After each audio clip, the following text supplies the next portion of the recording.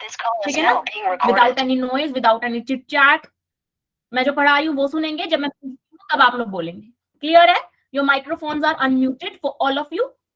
ठीक है, सो ये जो फैसिलिटी है, this is only for only for that class जो डिसिप्लिन मेंटेन करके रखती है। चलो, ग्रंथ और शास्त्र सब बच्चे लेके बैठ गए। वाह भाई वाह मेघा, वेरी नाइस।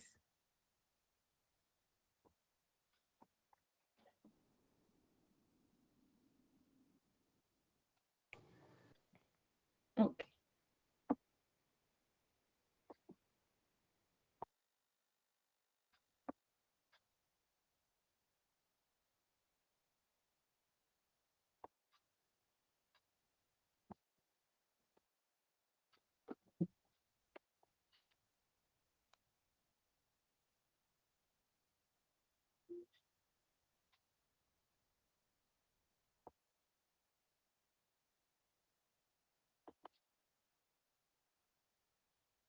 देखो हमारा चैप्टर का नाम रेस्पिरेशन इन प्लांट्स है, जो आपके टेस्ट में आ रहा है, respiration in plants.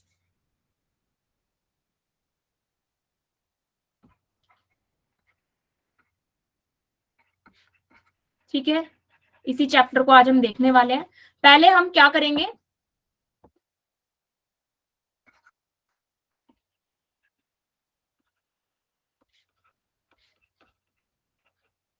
Ma'am copy में भी लिखना है? नहीं, आप लोग अपना जो भी आप लोगों को, मैं अगर बीच में अगर मैं कुछ बताती हूँ लिखने के लिए तब लिख लेना, और आप लोगों को लगता है कोई पॉइंट इंपॉर्टेंट आ रहा है तो लिख लेना। सब कुछ लिखने की जरूरत नहीं है, क्योंकि ये चैप्टर हमारा पहले हो चुका है, तो आप लोगों ने कुछ नोट्स वगैरह आप लोगों के पास, मैं ये मान के चल रही हूँ, अज्यूम करके चल रही हूँ कि होंगे। ठीक है, तो सब कुछ लिखने की जरूरत मैम नहीं है। वैसे इसकी पीडीएफ मिलेगी हमें रिवीजन की?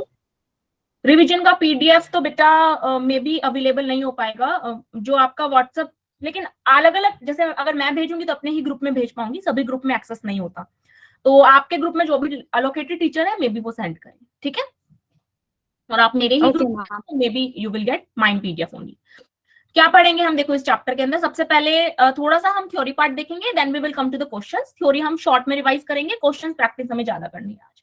चलो, सबसे पहले हम क्या देखेंगे, सबसे पहले हम देखेंगे कि रेस्पिरेशन जो है उसके स्टेप्स क्या क्या हैं, मतलब कि कितनी स्टेजेस में रेस्पिरेशन डिवाइड है। ठीक है, उसके बाद हम देखेंगे कि रेस्पिरेशन जो है वो डिफरेंट टाइप से अकर होता है, एरोबिक और अनारोबिक में, एरोबिक एंड अनारोबिक, उसके बारे में हम बाई थिंक एरोबिक और अनारोबिक में। 100 डोरेमोन दोबारा बोलो, क्या बोल रहे हो आप? मैम उसके वाइट बाद वाइट से लिखो मैम। व्हाइट, क्यों आपको ये कलर विजिबल नहीं हो रहा?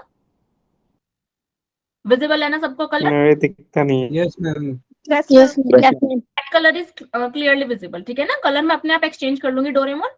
क्लास के बीच में अनवांटेड इंटरफेरेंस ना क्रिएट करें, शांति से बैठ जाए और क्लास कंटिन्यू करने दें। ठीक है बेटा, उसके बाद हम क्या देखेंगे, okay ma'am. Basically calculation part देखेंगे। कैलकुलेशन पार्ट में हम देखेंगे कि कितना एटीपी बन रहा है, कितना एनएडीपीएच बन रहा है, कैसे उसको कैलकुलेट किया जाता है। ठीक है, और इसके अंदर हम ईटीएस को भी डिटेल में समझेंगे, क्योंकि फाइनल कैलकुलेशन जो है ईटीएस के अंदर ही होती है। चलो ठीक है, तो सबसे पहले जो रेस्पिरेशन में स्टेप होता है, वी ऑल नो, पहला स्टेप क्या होता है, ग्लाइकोलिसिस। पहला स्टेप क्या होता है रेस्पिरेशन में, ग्लाइकोलिसिस। ग्लाइकोलिसिस क्या है, कॉमन स्टेप है, कॉमन स्टेप है in both aerobic and anaerobic, in both aerobic and anaerobic. Aerobic और अनारोबिक का मतलब पता है सभी को? Yes ma'am. ठीक है, Yes, ma'am. एरोबिक कौन है, एरोबिक कौन है? प्रेजेंस ऑफ ऑक्सीजन जो रिस्पायर करते हैं। ऑक्सीजन का प्रेजेंस होता है, बिल्कुल सही। और अनारोबिक है जिनमें ऑक्सीजन का, जिसमें ऑक्सीजन यूज नहीं होता, विदाउट ऑक्सीजन। Without oxygen. अब ऑक्सीजन का रेस्पिरेशन में क्या रोल है, आप सबको पता है, चैप्टर आपने पढ़ रखा है। ऑक्सीजन जो यूज होता है, oxygen is used at the last step of respiration. Respiration का जो आखिरी स्टेप है वहां पे यूज होता है। ठीक है, oxygen is used at the last step of respiration. जो रेस्पिरेशन का लास्ट स्टेप होता है वहां ऑक्सीजन का यूज होता है। कौन बताएगा लास्ट स्टेप ऑफ रेस्पिरेशन क्या होता है बेटा? रेस्पिरेशन के आखिरी स्टेप का नाम क्या है? ETS, electron transport system. ठीक है, Yes, तो ma'am. देखो, हम इसको कहानी की तरह समझते हैं, ठीक है। शुरुआत होती है फूड को कंज्यूम करने से, ठीक है। प्लांट हो चाहे एनिमल हो, सबसे पहले क्या होना चाहिए उसके अंदर? शुगर होना चाहिए। रेस्पिरेशन क्या? रेस्पिरेशन जो प्रोसेस है, एक फिजियोलॉजिकल प्रोसेस है। ये क्यों हो रहा है बॉडी के अंदर? रेस्पिरेशन की जरूरत क्यों है? बॉडी रेस्पायर क्यों करती है? क्योंकि जो फूड आपने कंज्यूम किया है, जो शुगर आपने कंज्यूम की है, ठीक है, या कोई भी जो फॉर्म ऑफ फूड है, B it carbohydrate, B it lipid, B it protein, कोई भी जो फॉर्म ऑफ फूड है आपका, वो जो आपने कंज्यूम किया है, आपका पर्पस क्या था उसे कंज्यूम करने का? What was your purpose? Energy production To release To get energy. Purpose क्या था? Energy production of energy. Production, बिल्कुल सही। एनर्जी प्रोडक्शन जो था वो आपका पर्पस था। अब ये एनर्जी आपको फूड को कंज्यूम करके नहीं मिलती, ये मिलती है from the breakdown of food, from the breakdown, या फिर आप वर्ड यूज कर सकते हो oxidation, oxidation of food molecules. आपका फूड मॉलिक्यूल कुछ भी हो सकता है, it can be a sugar, it can be a protein, it can be a lipid, ठीक है ना, कोई भी आपका फूड मॉलिक्यूल हो सकता है। उसके ब्रेकडाउन से एनर्जी का production is called what? Is called what बेटा? रेस्पिरेशन, रेस्पिरेशन, ठीक है, रेस्पिरेशन। अब बात आती है इस चैप्टर में हम किस फूड मॉलिक्यूल को डिटेल में पढ़ रहे हैं, किस फूड मॉलिक्यूल का ब्रेकडाउन हम डिटेल में पढ़ते हैं, दैट इज शुगर। हम शुगर के ब्रेकडाउन को इस चैप्टर में क्या पढ़ने वाले हैं? डिटेल में पढ़ने वाले हैं। प्रोटीन और लिपिड के ब्रेकडाउन का या उनके रेस्पिरेशन का डिफरेंट पाथवे होता है जो हम डिटेल में नहीं पढ़ रहे हैं। रीजन बीइंग, क्या कारण है कि शुगर के मॉलिक्यूल के रेस्पिरेशन को इतना डिटेल में पढ़ा जा रहा है? जब मैंने आप लोगों को रेस्पिरेशन पढ़ाया था, या आपने जहां भी रेस्पिरेशन पढ़ा है, तो आपने पढ़ा होगा कि on the basis of substrate, on the basis of substrate respiration कितने टाइप का है? 4 सबस्ट्रेट के बेस पे रेस्पिरेशन कितने टाइप का है? 4 टाइप का नहीं है बेटा, 2 टाइप का है। बिल्कुल सही। कौन से 2 टाइप का? कौन बताएगा मुझे?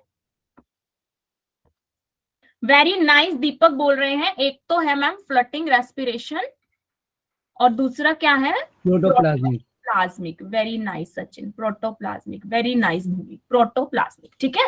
सबस्ट्रेट माने क्या है? सबस्ट्रेट माने यहाँ पे the food which you have consumed, the food which you have consumed, ठीक है। या फिर आप इसे बोल सकते हो वो मॉलिक्यूल जिस पे रेस्पिरेशन होगा, that molecule which will undergo breakdown या oxidation, that molecule which will undergo oxidation, ठीक है। वो क्या है? हमारा सबस्ट्रेट कहलाता है। फ्लटिंग रेस्पिरेशन में क्या है बेटा? फ्लटिंग रेस्पिरेशन में आपका सबस्ट्रेट कौन सा है? फ्लटिंग रेस्पिरेशन में आपका सबस्ट्रेट या तो है कार्बोहाइड्रेट, या तो क्या है? लिपिड। और प्रोटोप्लाज्मिक रेस्पिरेशन में आपका सबस्ट्रेट क्या है? Glucose. प्रोटीन बेटा। Glucose come under carbohydrate, glucose, fructose, sucrose, ये सब क्या है? ये सब क्या है बेटा? शुगर्स हैं। ये आपने बायोमोलिक्यूल वाले चैप्टर में पढ़ा है ना? Yes, ma'am. बायोमोलिक्यूल वाले चैप्टर में पढ़ा है आपने कि कार्बोहाइड्रेट जो है, कार्बोहाइड्रेट क्या है? पॉलीसेकेराइड है। तो जो मोनोमरिक यूनिट है वो क्या है? It can be glucose, it can be fructose. Sugar disaccharide है, ठीक है, सॉरी सुक्रोज डाइसेकेराइड है। ये चीजें बायोमोलिक्यूल की हैं, इसको हम बीच में अभी नहीं लाएंगे। हमने क्या जाना कि रेस्पिरेशन जो है on the basis of substrate 2 type का है। हमारी जो बॉडी है, आपने अगर चैप्टर को इनिशियली पढ़ा होगा, समझा होगा, तो वहां पे आपने एक एग्जांपल देखा होगा, या फिर मेरे से पढ़ा है तो मैंने एग्जांपल दिया भी था कि आप जो डाइट करते हो, या फिर कोई बंदा फास्ट कर रहा है, फास्टिंग पे है कोई बंदा, that means for any reason कोई बंदा बाहर से शुगर कंज्यूम नहीं कर रहा, बाहर से ग्लूकोज का इंटेक जो है वो नहीं कर रहा, वो अपनी बॉडी में ग्लूकोज का इंटेक नहीं कर रहा, शुगर कंज्यूम नहीं कर रहा, ठीक है। तो ऐसी कंडीशन में उसकी बॉडी किसको प्रिफर करेगी फॉर द ब्रेकडाउन? लिपिड को, फैट्स को, बिल्कुल Lipids. फैट को, ठीक है। तो बॉडी का पहला प्रेफरेंस जो है for the breakdown that is carbohydrate, कि अगर कार्बोहाइड्रेट बॉडी में स्टोर है तो पहले बॉडी उसको ब्रेक डाउन करेगी। After that it start the breakdown of the fat, और उसके बाद अगर बिल्कुल स्टारवेशन वाली कंडीशन आ जाती है, एकदम भूखमरी जिसको बोलते हैं कि भाई बहुत लंबे टाइम से कोई बंदा जो है उसने खाना खाया ही नहीं है, तो उसकी बॉडी में प्रोटीन का ब्रेकडाउन शुरू हो जाता है। प्रोटीन का ब्रेकडाउन अगर शुरू हो गया तो कई हार्मफुल प्रोडक्ट्स का फॉर्मेशन होता है। हार्मफुल प्रोडक्ट्स का, बिल्कुल सही, टॉक्सिक बच्चे लिख रहे हैं, बहुत अच्छा पढ़ रहे हो बच्चों, आप लोग तो पढ़ रहे हो, मार्क्स तो आप लोगों के अच्छे आने चाहिए।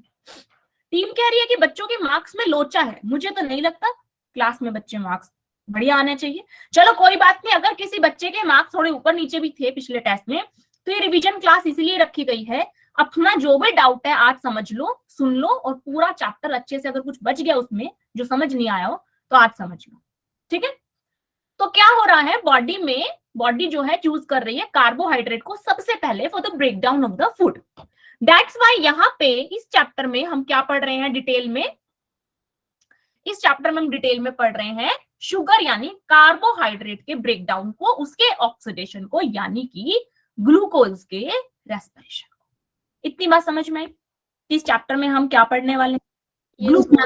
Glucose. Yes ma'am. Clear?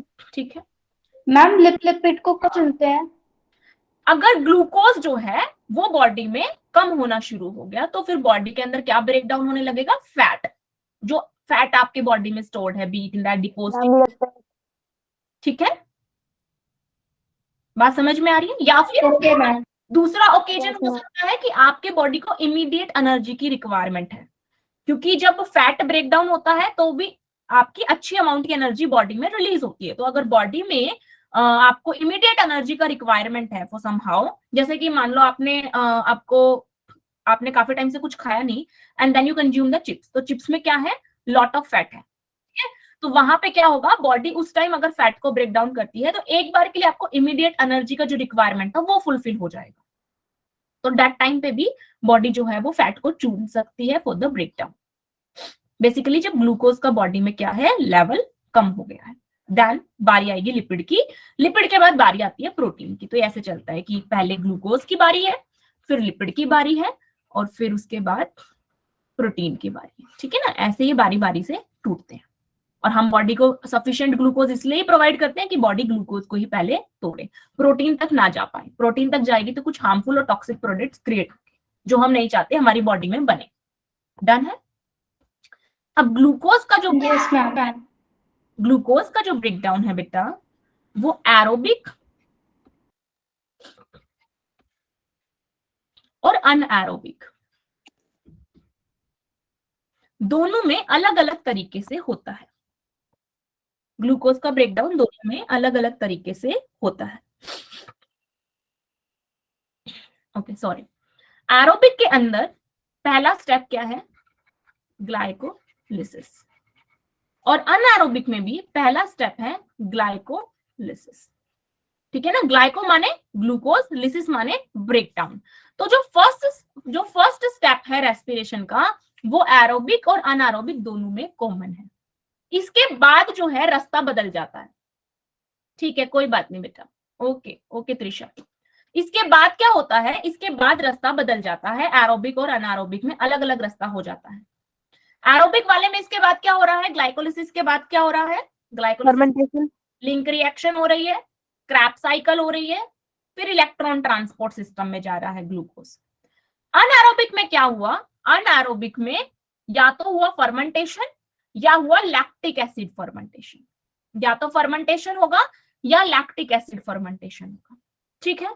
Anaerobic है, यानी कि जो कॉमन स्टेप है रेस्पिरेशन में एरोबिक और अनएरोबिक में, वो कौन सा है? ग्लाइकोलिसिस। इतनी बात क्लियर है? यहां तक समझ में आया? ठीक है, यस मैम। Yes ma'am. ठीक है। ग्लाइकोलिसिस के बाद यहां पे क्या हो गया? फर्मेंटेशन, और यहां क्या हो गया बेटा? यहां हो गया लिंक रिएक्शन, फिर उसके बाद क्रैप साइकिल, और उसके बाद इलेक्ट्रॉन ट्रांसपोर्ट चेन या इलेक्ट्रॉन ट्रांसपोर्ट सिस्टम, कुछ भी कह लो। दूसरा जो डिफरेंस है एरोबिक और अनएरोबिक में, दूसरा डिफरेंस क्या है? दूसरा डिफरेंस है द अमाउंट ऑफ एनर्जी।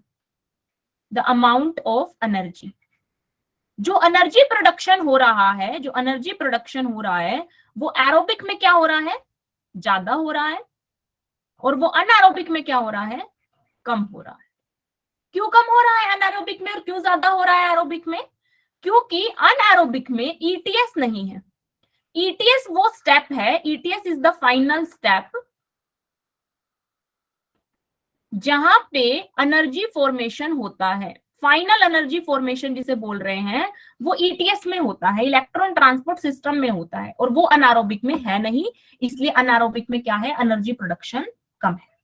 तो मैम क्रैब साइकिल भी नहीं है, क्रैब साइकिल में सबसे क्रैब ज्यादा साइकिल भी ATP नहीं है, लेकिन क्रैब साइकिल में डायरेक्ट एनर्जी प्रोडक्शन इतना नहीं है जितना इलेक्ट्रॉन ट्रांसपोर्ट सिस्टम में। क्रैब साइकिल में क्या बनते हैं, एनएडीपीएच बनता है, एनएडीएच बनता है, एफएडीएच2 बनता है, यही बनते हैं। लेकिन Yes, ये लोग एनर्जी कब प्रोड्यूस करते हैं, जब ये ईटीएस में जाते हैं। NADH2 एटीपी कब बनाता है, जब वो ईटीएस में जाता है। FADH2 एटीपी कब बनाता है, जब वो ईटीएस में जाता है। तो ईटीएस वो फाइनल स्टेप है जहां एनर्जी बन रही है, और वो स्टेप मिसिंग है अनएरोबिक में। यहां तक बात समझ आती है? यस ठीक है। मैम। अब चैप्टर में जो चीजें याद करने की हैं वो है स्टेप्स। आपको ग्लाइकोलिसिस के स्टेप याद करने हैं, आपको क्रैब साइकिल के स्टेप याद करने हैं। ठीक है, वो आप अपनी एनसीईआरटी को सामने खोल के बैठो। ठीक है, आपको ग्लाइकोलिसिस और क्रैब साइकिल के जो है स्टेप याद होने चाहिए। ठीक है, यहाँ पे मैं ग्लाइकोलिसिस का खोलती हूँ।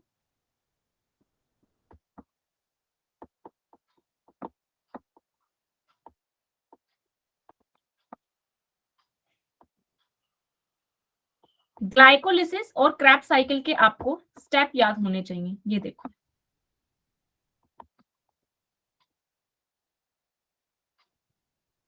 ग्लाइकोलिसिस में क्या हो रहा है, ग्लाइकोलिसिस में क्या हो रहा है, ग्लाइकोलिसिस में पहला स्टेप क्या है, glucose convert into glucose 6 phosphate, glucose 6 phosphate convert into fructose 6 phosphate. अब यहाँ पे क्या होगा बेटा, यहाँ पे मकसद हमारा शुरू हो गया है ग्लाइकोलिसिस से। ग्लाइकोलिसिस से हमारा मोटो शुरू हो गया, ग्लूकोज को तोड़ना है किसमें, पायरुविक एसिड में। ठीक है, तो यहाँ पे हम स्टेप स्टेप करके ग्लूकोज को पायरुविक एसिड में तोड़ते चलेंगे। हम क्यों तोड़ रहे हैं ग्लूकोज को, मकसद है हमारा ग्लूकोज को तोड़ना, मकसद है हमारा ग्लूकोज को तोड़ना और CO2 बनाना उससे, ये हमारा मोटो है यहाँ पे। अब ये मोटो एक स्टेप में पूरा नहीं होता, 3-4 स्टेप में पूरा होता है। ठीक है, जो पहला स्टेप है इसका, जो ग्लाइकोलिसिस वाला स्टेप है, वहां पे ये 6 कार्बन का जो ग्लूकोज है वो टूट के कितने में कन्वर्ट हो जाता है, 3 कार्बन में टूट के कन्वर्ट हो जाता है। क्या हो रहा है बेटा यहाँ पे, यहाँ समझेंगे। मैम पायरुविक एसिड है ना लास्ट में, तो ग्लाइकोलिसिस के लास्ट में यहाँ पे देखो ग्लूकोज है, ग्लूकोज कितने कार्बन का है, 6 कार्बन का। ग्लूकोज टूटा कितने में, पहले टूटा वो 3 कार्बन में। डायरेक्ट 6 के 6 कार्बन नहीं टूट जाते, पहले 6 से 3 होते हैं, पायरुविक एसिड बना। ठीक है ना, पायरुविक एसिड, एक मिनट,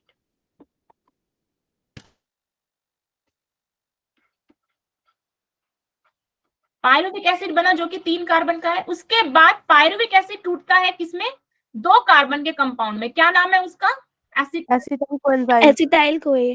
एसिटाइल कोए। उसके बाद एसिटाइल कोए टूटता है फाइनली किसमें, CO2 में। तो 2 CO2 बना लेता है, 2 कार्बन का कंपाउंड था, 2 इसने CO2 बना ली। तो इस तरीके से ग्लूकोज का ब्रेकडाउन होता है। ये होता है स्टेप 1 जिसे आप ग्लाइकोलिसिस बोल रहे हो, ये है स्टेप 2 जिसे आप लिंक रिएक्शन बोल रहे हो, और ये है स्टेप 3। मैम एक बार ये वाला एक बार और बता दो। कौन सा वाला बेटा, मैम यही वाला ग्लूकोज वाला। ग्लूकोज क्या है, ग्लूकोज 6 कार्बन का कंपाउंड है।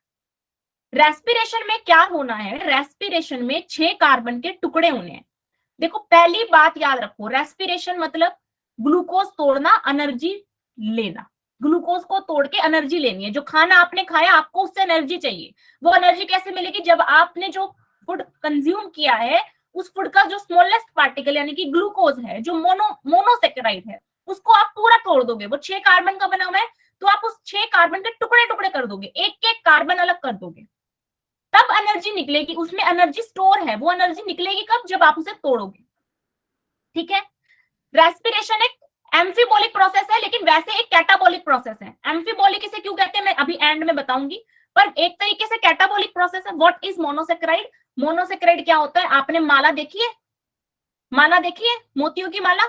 ठीक है, जो माला होती है उसे क्या बोलते हैं, माला को बोलते हैं पॉलीसेकेराइड। पॉलीमर बोलो, पॉलीसेकेराइड। पॉलीसेकेराइड बोल रहे हो, सेकेराइड वर्ड लगा रहे हो, मतलब शुगर लगा दिया तुमने। सैकराइड माने क्या हो गया, तुमने शुगर। सैकराइड का यूज कर लिया, मतलब तुमने शुगर शब्द का इस्तेमाल कर लिया। सैकराइड के आगे तुमने पोली लगा दिया, सैकराइड के आगे तुमने पोली लगा दिया, मतलब कई सारी शुगर, मैनी शुगर। ठीक है। और मोनो मतलब एक, मोनोसैकराइड मतलब बेटा एक शुगर, तो ग्लूकोज एक शुगर है। ग्लूकोज क्या है, एक शुगर है, ये सिंगल शुगर है। कई सारे ग्लूकोज मिलते हैं तो स्टार्च बनता है, सेलुलोज बनता है, ऐसे कई सारे पॉलीसेकेराइड आपने बायोमोलिक्यूल्स में पढ़े हैं। अब आपने मान लो खाना खाया, ठीक है, प्लांट जो है उसके अंदर सेलुलोज, हमारे अंदर ग्लाइकोजन, लेट सपोज हमने किसी फॉर्म में ग्लाइकोजन जो है कंज्यूम किया या ग्लाइकोजन बॉडी, तो ग्लाइकोजन टूटेगा ग्लूकोज बनाएगा, स्टार्च टूटेगा ग्लूकोज बनाएगा, ग्लूकोज टूटेगा तो एनर्जी मिलेगी। अब ग्लूकोज है 6 कार्बन का मॉलिक्यूल, भाई 6 कार्बन है इसमें टोटल, ऐसे ऐसे लगे हुए हैं 6 कार्बन इस तरीके से। ग्लूकोज का स्ट्रक्चर याद है आप लोगों को, ग्लूकोज का स्ट्रक्चर याद है, 6 कार्बन है टोटल, रिंग में लगे हुए हैं। इन 6 कार्बन के टुकड़े टुकड़े करने हैं, तो पहले स्टेप में 3 कार्बन का कंपाउंड बन गया, मतलब 6 कार्बन का कंपाउंड टूट के बिखर गया 3 कार्बन में, 3 कार्बन एक तरफ 3 कार्बन एक तरफ। देखो मैं नया पेज ले लेती हूँ, यहाँ पे तुम्हें घोच पोच लगेगा। ग्लूकोज है तुम्हारा कितने मॉलिक्यूल का, 6 कार्बन। कितने कार्बन है, 6 6 कार्बन है।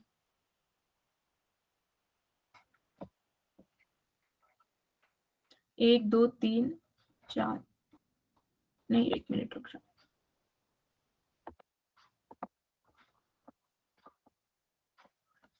ग्लूकोज में कितने कार्बन है, 6 कार्बन है, ठीक है।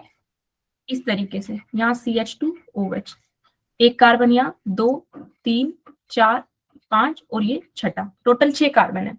आपने ग्लूकोज को तोड़ना है, तो पहले ग्लूकोज टूटता है कितने में, 3 कार्बन के कंपाउंड में। 3 कार्बन के उस कंपाउंड का क्या नाम है, पायरुविक एसिड, पायरुविक एसिड।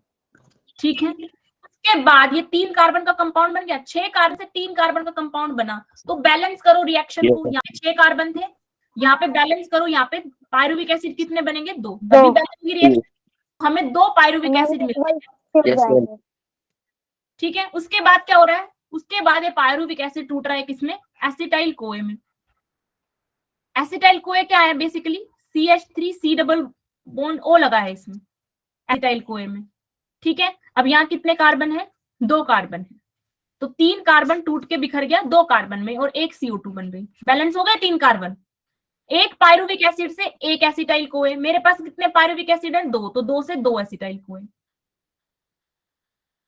अब ये एसिटाइल कोए क्रैब साइकिल में एंटर करता है और क्रैब साइकिल में ढेरों प्रोडक्ट बनते हैं, पर फाइनली क्या बनता है क्रैब साइकिल में, फाइनली हमें 2 CO2 मिलती हैं क्रैब साइकिल के अंदर। क्रैब साइकिल एक साइकिल की फॉर्म में क्यों है, ऐसी एक सीधी रिएक्शन क्यों नहीं है, क्योंकि क्रैब साइकिल में जो बहुत सारे प्रोडक्ट्स बन रहे हैं, oxalo acetic acid, alpha ketoglutaric acid, succinic acid, malic acid, हाँ, उनका बहुत जगह बॉडी के अंदर यूज है, बहुत सारे दूसरे रिएक्शंस में उनका यूज है। जैसे अगर फैट को तोड़ना है, अगर फैट को तोड़ना है, ठीक है ना, तो क्रैब साइकिल का एक प्रोडक्ट यूज हो जाता है फैट को तोड़ने वाली रिएक्शन में, बीटा ऑक्सीडेशन में। ऐसे ही प्रोटीन बनाना है तो भी जैसे सक्सिनिक एसिड है वो यूज हो जाता है, अल्फा कीटोग्लूटारिक एसिड है, प्रोटीन फॉर्मेशन में यूज हो जाता है। दैट्स वाई, बिल्कुल सही, वेरी नाइस, सेकेंडरी मेटाबोलाइट्स हैं वो, क्योंकि वो किसी दूसरी रिएक्शन में भी यूज हो रहे हैं, इसलिए क्रैब साइकिल बनती है। नहीं तो सीधा ही टूट जाता है एसिटाइल कोए, सीधा टूट जाता, 3 कार्बन का कंपाउंड था पायरुविक एसिड, वो 2 में टूट गया एसिटाइल कोए। अब एसिटाइल कोए को टूटना है CO2 में, तो वो सीधा ही टूट जाए, 2 कार्बन का कंपाउंड है, टूट के 2 CO2 बना दे। इतनी बड़ी सारी क्रैब साइकिल इसलिए तो हो रही है। इसी कारण से तो रेस्पिरेशन को अपन एम्फीबोलिक पाथवे बोलते हैं, एम्फीबोलिक पाथवे। क्यों बोलते हैं रेस्पिरेशन को एम्फीबोलिक पाथवे, होना तो कैटाबोलिक चाहिए था ना, क्योंकि भाई यहाँ तो ग्लूकोज टूट रहा है, फिर पायरुविक एसिड टूट रहा है, हम तो यहाँ सब कुछ कट होते हुए देख रहे हैं, कैटा होना चाहिए था, कैटाबोलिक होना चाहिए था, एम्फीबोलिक क्यों, क्योंकि मैम कई सारी चीज का रीजनरेशन भी होता है। बिल्कुल। क्रैब साइकिल के अंदर जो प्रोडक्ट बन रहे हैं ना, क्रैब साइकिल में जो प्रोडक्ट बन रहे हैं, वो प्रोडक्ट बॉडी के अंदर किसी दूसरी रिएक्शन में नई नई चीजें बना रहे हैं। फॉर एग्जाम्पल आपका अल्फा कीटो ग्लूटारिक एसिड बनता है ना क्रैब साइकिल में, बनता है ना Yes, क्रैब ma'am. साइकिल में, ये प्रोटीन सिंथेसिस में यूज Yes, होता ma'am. है।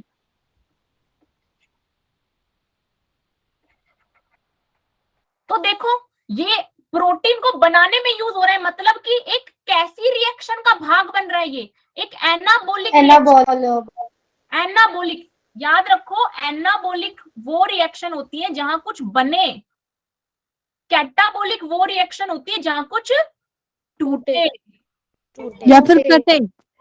हाँ कटे, बिल्कुल ऐसे भी याद कर सकते हैं, कैटा बोले तो कट, ठीक है। दैट्स वाई रेस्पिरेशन को क्या बोलते हैं, ये क्वेश्चन आया हुआ है, रेस्पिरेशन को बोलते हैं एम्फीबोलिक पाथवे, ठीक है। अरे वाह त्रिशा, त्रिशा कह रही है मेरा गुड लक, सच्ची में ही गुड लक है त्रिशा, ठीक है। क्लियर है, यहां तक समझ में आई बात। और क्रैब साइकिल के बाद अब देखो ग्लूकोज तो क्रैब साइकिल तक पूरा टूट लिया, चकनाचूर हो लिया, जो उसको बनाना था बना डाला उसने, वो 6 कार्बन का कंपाउंड था। बॉडी बोली मेरे को एनर्जी चाहिए, ग्लूकोज बोला ले जी मैं आ गया, तोड़ ले मेरे को, ले ले एनर्जी, तोड़ दिया उसको, ठीक है ना, पूरा 6 के 6 कार्बन को CO2 में तोड़ दिया, फाइनली यू गेट CO2। उसके बाद चौथे स्टेप की जरूरत क्यों पड़ी, चौथे स्टेप की जरूरत इसलिए पड़ी क्योंकि ये रेस्पिरेशन सारा कहां हो रहा है, बॉडी में, बॉडी में कहां हो रहा है, सेल के अंदर, that's why it is called cellular respiration, cell के अंदर हो रहा है रेस्पिरेशन, ठीक है ना। Yes, ma'am. सेलुलर स्पेस में या कोई भ्रम कर, आपको कोई ऐसा एमसीक्यू बना के दे दे टफ सा, उसमें कोई भारी भारी ऑप्शन रख दे और आप भ्रमित हो जाओ कि ना जाने हमने जो रेस्पिरेशन पढ़ा था वो सेल में ही होता था क्या, कहाँ होता था, सेल के अंदर ही हो रहा है, चाहे प्लांट में हो चाहे एनिमल में हो, रेस्पिरेशन सेल में ही होता है। अब सेल ने ग्लूकोज लिया, ग्लूकोज तोड़ भी लिया, CO2 बना भी ली, पर सेल उदास ऐसे बैठी ऐसे कह रही है कि पूरे ग्लूकोज तोड़ दिया पर एनर्जी नहीं मिली, मिला तो गिना चुनी एनर्जी मिली, गिनी चुनी सी एनर्जी, गिनी चुनी सी। सेल बोली इतनी एनर्जी में मेरा कुछ नहीं होगा, इतनी एनर्जी में कुछ नहीं होगा। ग्लूकोज बोले तेरे को एनर्जी दे तो दी, देख ग्लाइकोलिसिस में दी तेरे को एनर्जी, कितनी एनर्जी दी ग्लाइकोलिसिस में, कितनी एटीपी बनती है, 2 एटीपी बनती है, 2 ATP ठीक है, और 2 ADP। नहीं पता, जिसको नहीं पता ग्लाइकोलिसिस में 2 एटीपी बनती हैं, वो अपने सामने एनसीईआरटी खोल ले, इसलिए मैंने एनसीईआरटी आप लोगों के पास रखवाई है, फटाफट खोलो और देखो उसमें एटीपी गिनो, 2 एटीपी यूज हुई थी, 2 एटीपी हुई थी यूज, 4 एटीपी हुई प्रोड्यूस। मैम नेट ATP 8 है, नेट एटीपी गेन कितना आया, और जो ATP हाँ जी कौन बोल रहा है, क्या बोल रहा है, बोलो। 2 ATP हो जाएगा, बिल्कुल सही, 2 एटीपी का क्या आया है, नेट गेन आया, नेट ATP।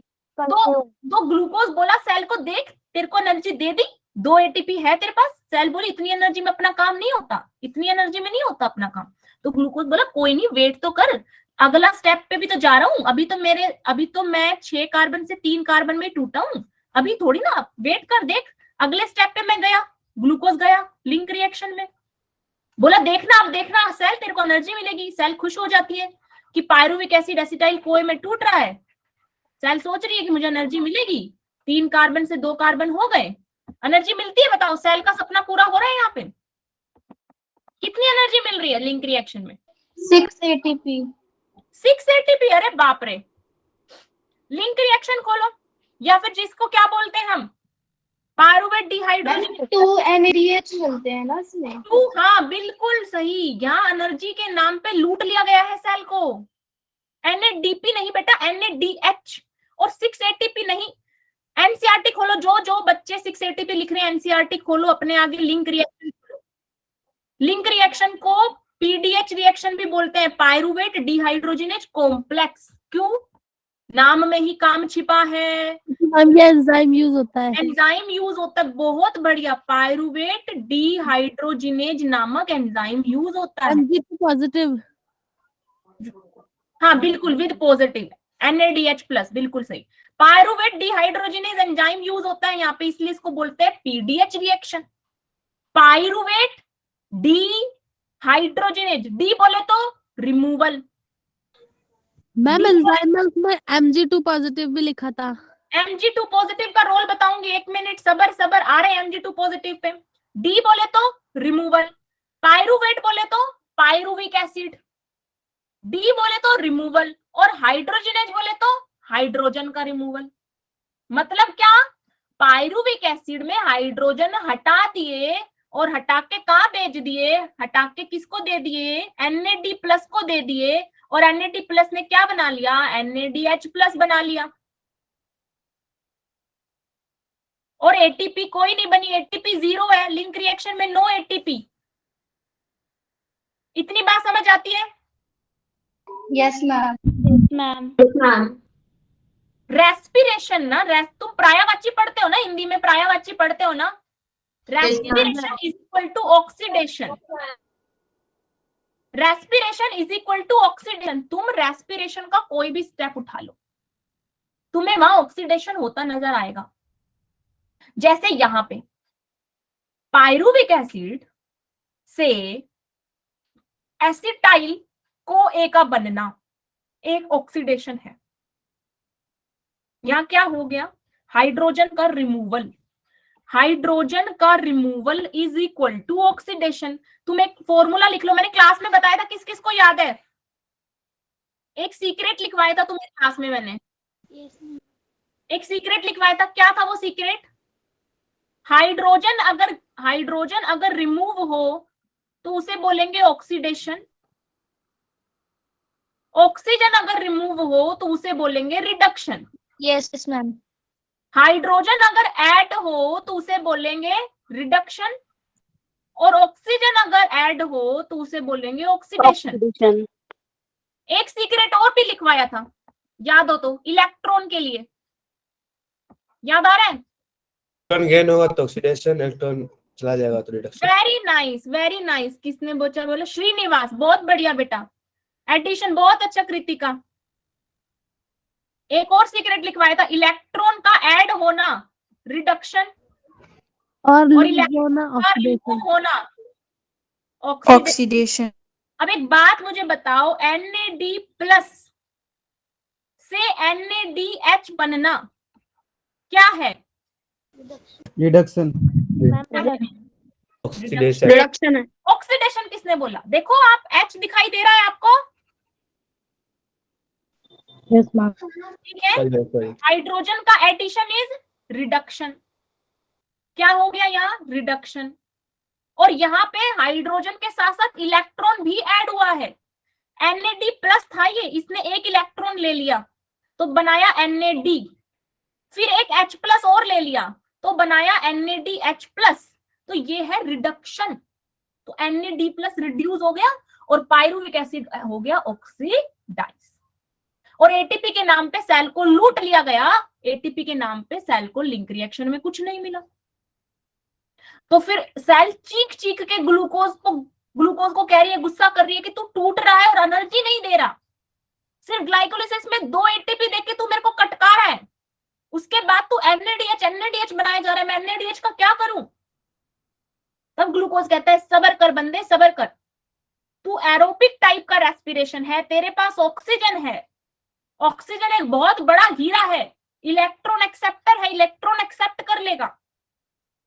NADH+ के पास इलेक्ट्रॉन भरे पड़े हैं, वो इलेक्ट्रॉन दे देते हैं ऑक्सीजन को, ऑक्सीजन उस इलेक्ट्रॉन को एक्सेप्ट कर लेता है। इलेक्ट्रॉन की इस चेन में चलते चलते बीच में ATP बनती है। कहां बनती है सारी ATP बनती है माइटोकॉन्ड्रिया में। ग्लाइकोलिसिस, लिंक रिएक्शन कहां घटित हो रही है? ग्लाइकोलिसिस कहां घटित?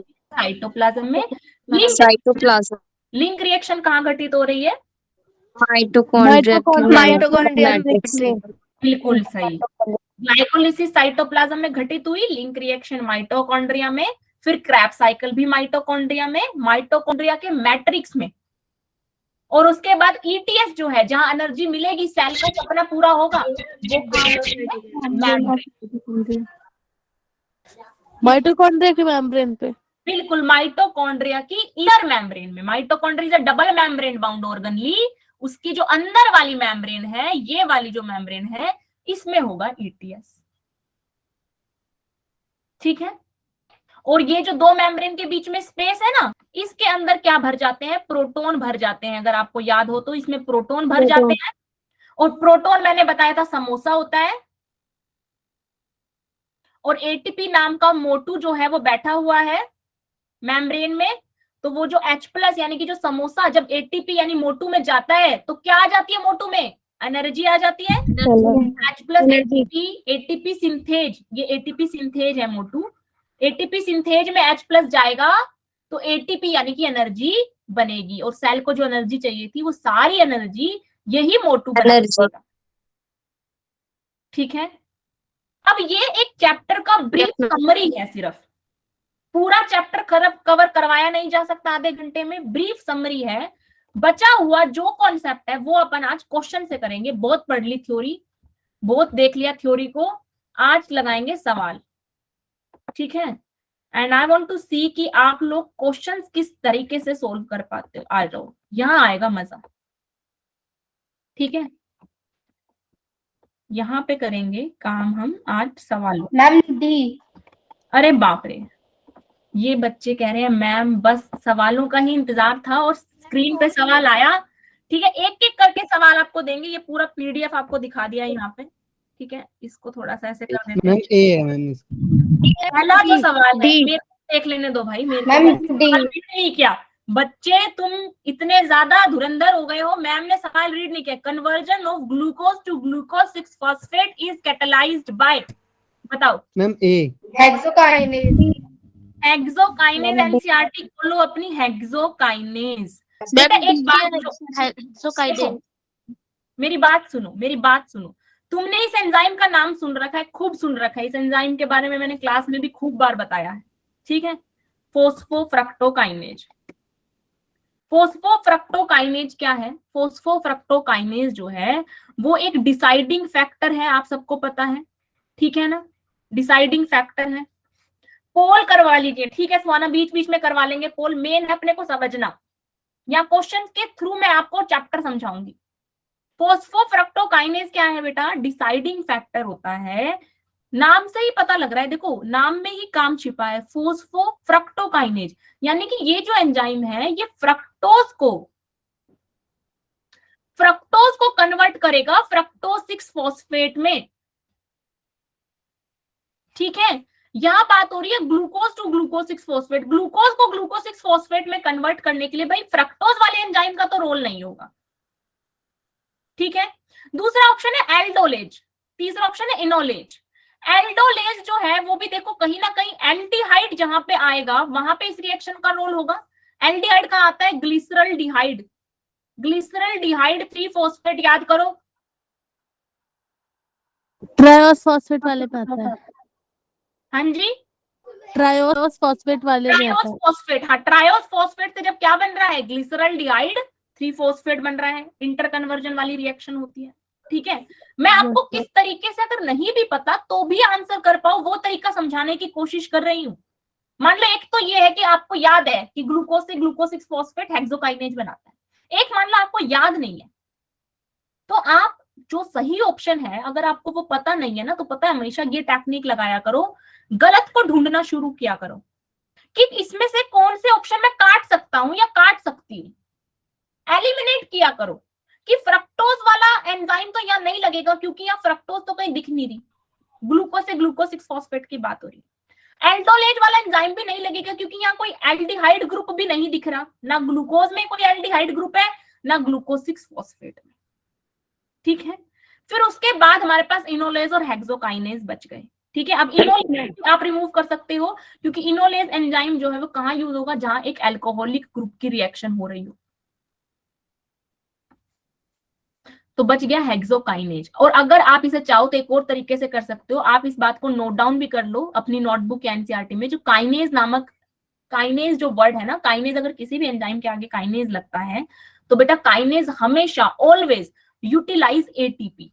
काइनेज जो एंजाइम है हमेशा एटीपी का प्रयोग करता है, हमेशा एटीपी यूटिलाइज करता है। और अगर आपको ये रिएक्शन याद हो तो यहाँ पे ग्लूकोज से ग्लूकोज 6 फॉस्फेट बनाने के लिए एक जो फॉस्फेट आया है वो एटीपी टूटी है तभी आया है। एटीपी टूटी है एडीपी और फॉस्फेट में, तो ये फॉस्फेट ग्लूकोज पे ऐड हुआ है।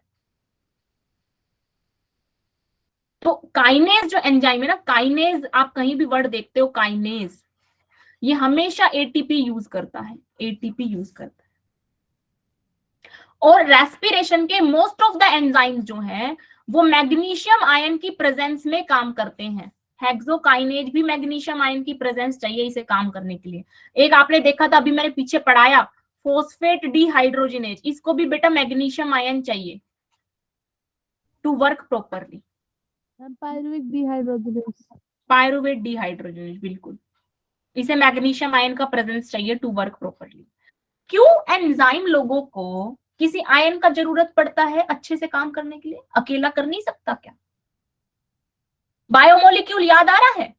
ये होता है लिंक करके पढ़ना। एक क्वेश्चन में तुम 10 कॉन्सेप्ट पढ़ सकते हो, इसलिए मैं बोलती हूँ क्वेश्चन लगाओ। अभी देखना ये इस क्वेश्चन पेपर को लगाते लगाते ही चैप्टर, सिर्फ रेस्पिरेशन नहीं, 4 बातें हम पिछले चैप्टर की भी रिवाइज कर लेंगे।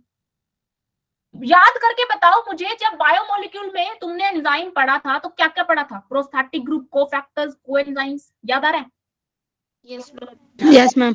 ठीक है, वहां तुमने पढ़ा था कि देयर आर एंजाइम्स जो आयन का रिक्वायरमेंट रखते हैं, जिनमें कोफैक्टर जो है आयन होता है। याद आ रहा है? Yes ma'am. ठीक है, बिल्कुल, एज अ कैटलिस्ट भी काम करते हैं आयंस जो हैं। तो यही कारण है कि पायरुवेट डिहाइड्रोजिनेज में यहाँ पे आपको एक आयन दिख रहा है, मैग्नीशियम आयन। ये मैग्नीशियम आयन आपको दिख रहा है। नेक्स्ट क्वेश्चन का बच्चे आंसर दे चुके हैं बहुत सारे। नेक्स्ट क्वेश्चन का देखो। Ma'am B. प्रोटेक्ट सबको पता है, it is not a difficult question. हम थोड़े से कॉन्सेप्चुअल क्वेश्चंस देखेंगे सिर्फ। क्वेश्चन नंबर 3 बताओ, what is the role of NAD+? Question number 3 आप लोगों के सामने है। As a electron carrier. सब बच्चे चैट बॉक्स में जवाब दो ताकि मैं नाम भी देख सकूं। पायल, वेरी नाइस, नहीं वेरी नाइस नहीं, एक बार दो सब बच्चे आंसर। डी, निधि, ठीक है। NAD+ in cellular respiration, it is a nucleotide source for ATP synthesis, function as an enzyme, final electron accept, ठीक है, बिल्कुल सही है। D is the right answer, D is the right answer। टिकटिकी जी मैं शुरू भी नहीं कर पाती और बच्चे आंसर दे देते हैं। अगला सवाल कोई हार्ड सा रखना पड़ेगा। ये जो सवाल है बेटा ये 5,000 से 10,000 रुपए तक के ही हैं, ठीक है। अभी आप लोग जो है इसी रेंज में हो, ठीक है। अभी आपका लेवल बढ़ाएंगे। इन सवालों का रेंज इतना ही है, वो नहीं केबीसी में रेंज चलती है ना, जितनी हाई रेंज उतना हाई सवाल। ये सिंपल सवाल है बेटा, बच्चों लोग राजी हो गए हैं, पर बहुत अच्छा। कोई बच्चा ऐसा जिसे समझ नहीं आ रहा तो मैं समझा दूं? पूछो मेरे से, कोई बच्चा है जिसे सवाल समझ नहीं आ रहा हो? एनीवन? एक बच्ची ने हाथ उठाया, बिल्कुल बता देते हैं, बिल्कुल शिवानी बता देते हैं। देखो NAD+ का रोल पूछा आपने से शिवानी, NAD+ का रोल। हाँ जी लाइबा, मैं अभी बता रही हूँ। NAD+ मैंने आपको बताया, आपको क्या बताया मैंने कि NAD+ रेस्पिरेशन में कन्वर्ट होता है NADH+ में, ठीक है। अब रोक दो, चैट बॉक्स को रोक दो, ध्यान से सुनो। मैं नहीं जवाब दूंगी, शिवानी ही देखना जवाब देंगी, खुद से ही अभी जवाब बाहर निकल के आएगा। बच्चे आपसे ही जवाब निकल के आएगा।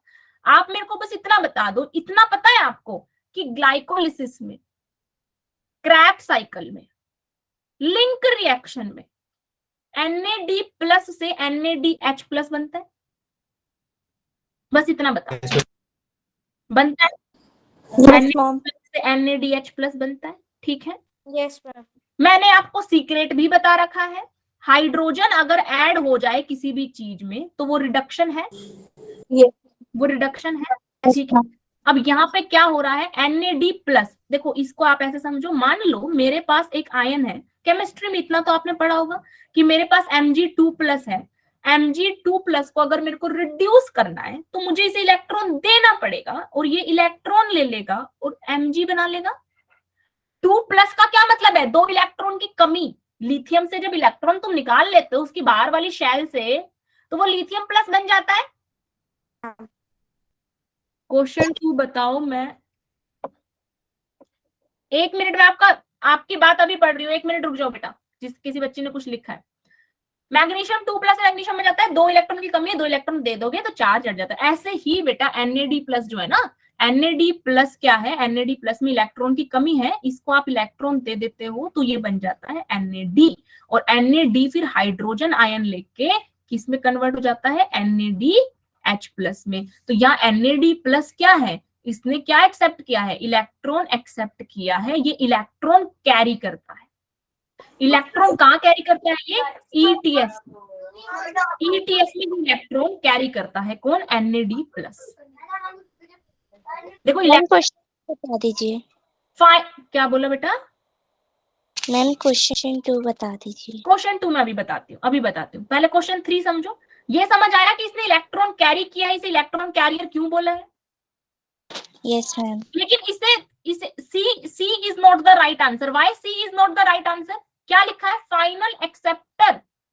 इसमें दोनों ही बातें गलत लिखी है, पहला तो यही गलत लिखा है, अनएरोबिक में फाइनल एक्सेप्टर बिल्कुल नहीं है, ठीक है। फाइनल एक्सेप्टर कौन होता है, इलेक्ट्रॉन का फाइनल एक्सेप्टर ऑक्सीजन होता है, फाइनल एक्सेप्टर, ठीक है, क्लियर है। क्यों इसका आंसर डी है, समझ में आया। अच्छा, कोई बच्चा सेकंड सवाल पूछ रहा है, सेकंड सवाल देख लो। एंड प्रोडक्ट ऑफ ग्लाइकोलिसिस, बेटा ग्लाइकोलिसिस मैंने अभी तो बता रही थी मैं ये आपको, ये तो सिंपल क्वेश्चन है। ग्लाइकोलिसिस देखो ग्लूकोज है, ग्लाइकोलिसिस का क्या मतलब है, ग्लाइको माने ग्लूकोज, लिसिस माने ब्रेकडाउन, ग्लूकोज का तोड़ना, ग्लूकोज का ब्रेकडाउन। अब मैं ग्लूकोज का ब्रेकडाउन कर रही हूँ, ग्लूकोज है 6 कार्बन की, मेरे को इसको तोड़ना है। पहला जो स्टेप होता है ग्लाइकोलिसिस, उसमें ये ग्लूकोज टूट के 3 कार्बन का एक कंपाउंड बना लेती है, उसी 3 कार्बन का कंपाउंड का नाम है पायरुविक एसिड। तो पायरुविक एसिड में बेटा 3 कार्बन है और ग्लूकोज में 6 कार्बन थे, और इसी स्टेप को ग्लाइकोलिसिस बोलते हैं। तो इसने क्या पूछा कि ग्लाइकोलिसिस में क्या एंड प्रोडक्ट बन रहा है, क्या प्रोडक्ट मिलता है हमें, पायरुविक एसिड मिलता है। एसिटाइल कोई तो हमें लिंक रिएक्शन में मिलता है। ग्लूकोज 1 फॉस्फेट तो कहीं बनता ही नहीं है, ग्लूकोज 6 फॉस्फेट बनता है ग्लाइकोलिसिस में, वो भी फर्स्ट स्टेप में। और फ्रक्टोज 1 फॉस्फेट भी कहीं नहीं बनता, फ्रक्टोज 6 फॉस्फेट बनता है, लेकिन वो भी एंड में नहीं बनता। यहां पूछा लास्ट में क्या बनता है। क्लियर है बेटा, किसने पूछा था सेकंड क्वेश्चन, क्लियर है second. Yes. Fourth, in the glycolysis during oxidation electrons are removed from, बताना इसका जवाब। फोर्थ का बच्चे NAD NAD plus. NAD plus, सब बच्चे इतने कॉन्फिडेंस के साथ NAD प्लस का आंसर दे रहे हैं, तो फिर मेरे को ये भी बता दो, अगर मैं बोलूं कि during oxidation electrons are removed from, Mg2 plus बोलना चाहिए कि Mg बोलना चाहिए। अगर मैं ऐसे बोलूं कि इलेक्ट्रॉन्स रिमूव किए हैं मैंने, Mg2 प्लस। ठीक है, तो मैम मैंने Mg2 इसमें प्लस। से इलेक्ट्रॉन निकाले हैं कि इसमें से इलेक्ट्रॉन निकाले हैं, Mg2 प्लस। Mg2 प्लस पहले ही तो इलेक्ट्रॉन निकले हुए, तुम इसे निकाल के Mg4 प्लस बनाना चाह रहे हो क्या, या फिर तुम Mg3 प्लस बनाना चाह रहे हो। Mg से निकाला गया है। लिथियम प्लस अगर तुम्हारे पास है और मैं बोल रही हूँ तुम इलेक्ट्रॉन निकाल दो इसमें, तो जान लोगे क्या तुम, लिथियम प्लस प्लस बनाओगे कि लिथियम 3 प्लस बनाओगे, एग्जिस्ट ही नहीं कर पाता। हाँ जी, NAD प्लस में तुम इलेक्ट्रॉन निकाल रहे हो, तुम कह रहे हो कि during glycolysis during oxidation electrons are remove from NAD plus.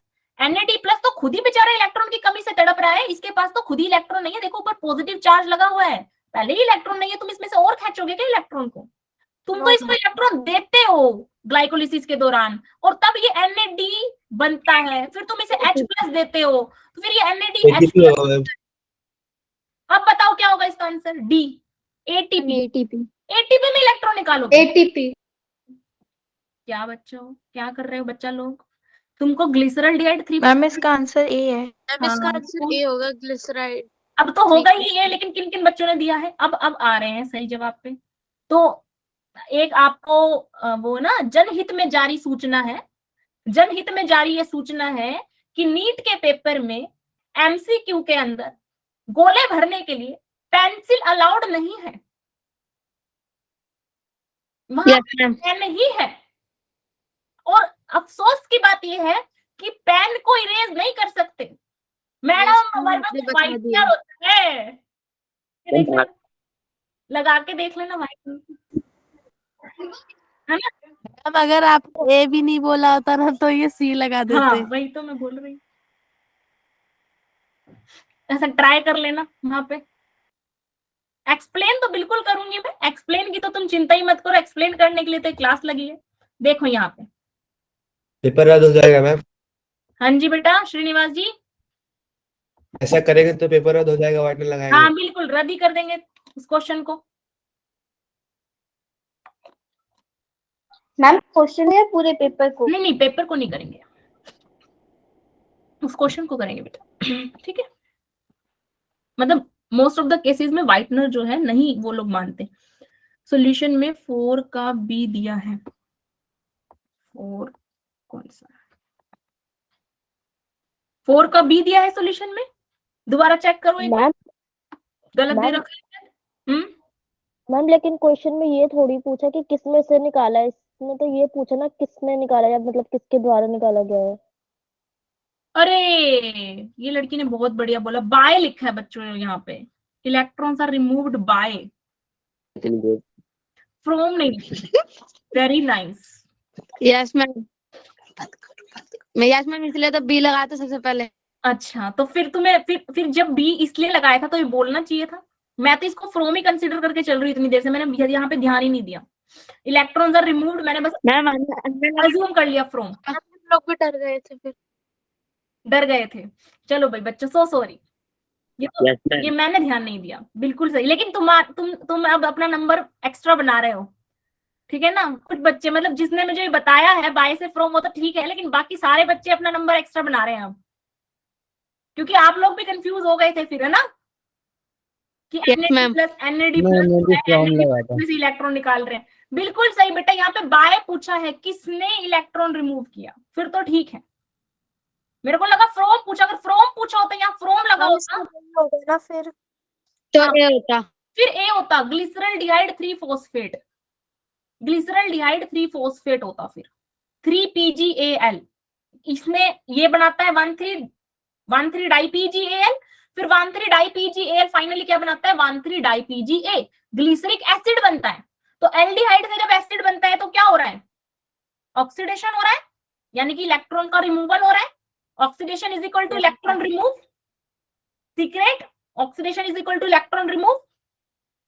तो अगर ये होता कि इलेक्ट्रॉन किससे निकले, तब होता ग्लिसरल-डिहाइड 3-फॉस्फेट, और ग्लिसरल-डिहाइड के 3-फॉस्फेट के इलेक्ट्रॉन ले किसने लिए, NAD+ ने ले लिए, और NAD+ ने फिर NADH+ बना लिया। बिल्कुल ठीक। पेपर में पेन बिल्कुल सोच समझ के आंसर दिया था, मनोज कह रहे हैं बिल्कुल सही दिया था बेटा जी, वेरी सॉरी भाई। हमने यहाँ पे मैंने अंज्यूम करके चला कि यहाँ पे फ्रॉम पूछा है, क्योंकि उसी नया चीज भी सीख लिया ना, हाँ जी बेटा, इसी कारण दूसरा भी सीख लिया। अभी भी आपकी बात समझ में नहीं आई है। मैम ये कह रहा है कि मैम फ्रॉम की स्टोरी भी हमने सीख ली थी, है ना। बिल्कुल बिल्कुल बिल्कुल समझ गई मैं। आप बच्चे लोग कह रहे हैं कि मैडम आज आपसे गलती हुई है, तो हम इसका भरपूर फायदा उठाएंगे, उठा लो भाई, ठीक है। यहाँ पे बाय की जगह मैंने फ्रॉम समझ लिया, गुस्ताखी माफ। आगे चलें, आगे चलें। Yes, ma'am. फर्मेंटेशन से कैसे क्वेश्चन आए हुए देख लेते हैं। ये बताइए, इन अल्कोहलिक फर्मेंटेशन, इसमें कुछ लिखा ही नहीं है आगे, अब गलती होने का कोई स्कोप ही नहीं है, बस लिखा है इन अल्कोहलिक फर्मेंटेशन। मैंने क्वेश्चन अच्छे से पढ़ लिया है। चलो अब बताओ क्या लगाओगे इसका।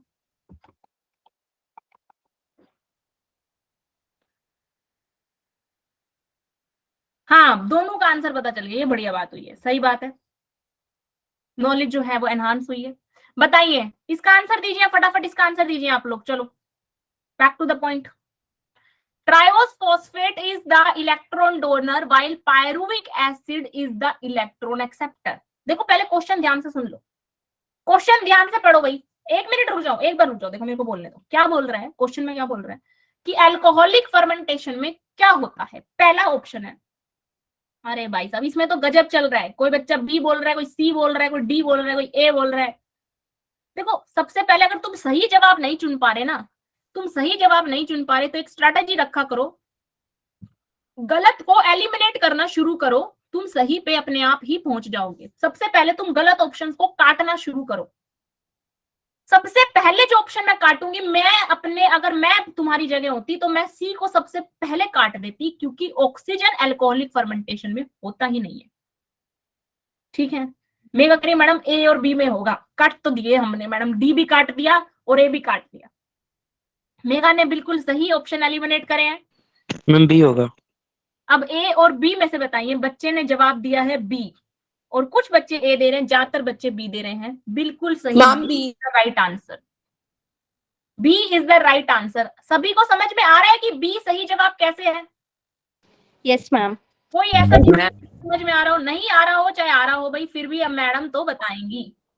क्यों बताएंगी? मेरी मर्जी है ना, वो क्यों बताएंगे भाई, अपनी मर्जी है बच्चों को बताने की तो बताएंगे। देखो ऑप्शन ए क्या है, ट्रायोस फोस्फेट दूसरे का, ये गलत बात है मनोज बेटा, ये गलत बात है। ये मैं दूसरा क्वेश्चन छिपा देती हूँ, ऐसे करोगे तो आप लोग पहले एक क्वेश्चन पे ही फोकस रखें, उसके बाद हम दूसरे पे बढ़ चलेंगे। अभी क्वेश्चन 1 को ही फोकस करें। देखें, triose phosphate is the electron donor while pyruvic acid is the electron acceptor. पहले तो ये बताओ कि अल्कोहलिक फर्मेंटेशन में घटित क्या हो रहा है? घटित क्या हो रहा है इलेक्ट्रॉनिक अल्कोहलिक फर्मेंटेशन के अंदर? पायरुविक एसिड तो बन चुका, ग्लूकोज से पायरुविक एसिड बन चुका ग्लाइकोलिसिस में, इथेनॉल, इथेनॉल बनता है, बिल्कुल सही। अब देखो पायरुविक एसिड जो है वो टूटता है किसमें? इथेनॉल में, और साथ में क्या बनते हैं हमारे पास? NADH+, यही बन रहा है, ठीक है, 2 NADH+ बनते हैं। अब बेटा ये जो रिएक्शन है ना, ये जो रिएक्शन, अच्छा यहाँ पे एंजाइम यूज होता है, कौन सा हमारा? पायरुवेट डिहाइड्रोजिनेज एंजाइम यूज होता है, वही का वही एंजाइम, ठीक है। अब ये जो रिएक्शन है, अच्छा ठीक है, NAD+ भी यूज होता है, NAD+ ही फाइनली NADH+ बनाएगा।